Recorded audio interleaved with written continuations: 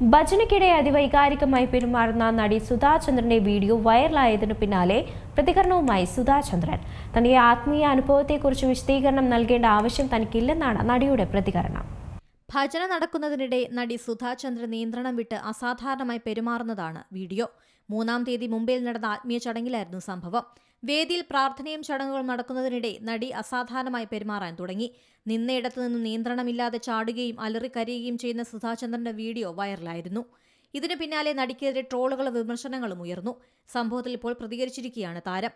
തന്റെ ആത്മീയ അനുഭവത്തെക്കുറിച്ച് മറ്റുള്ളവരോട് വിശദീകരണം നൽകേണ്ട ആവശ്യം തനിക്കില്ലെന്നും ട്രോളുകൾ ഉണ്ടാക്കുന്നവരെ കാര്യമാക്കാറില്ലെന്നും താരം പറയുന്നു. എന്റെ വികാരങ്ങളോട് യോജിക്കുന്ന ദശലക്ഷക്കണക്കിന് ആളുകളുണ്ട്. അവരെയാണ് താൻ ഗൗനിക്കുന്നത്.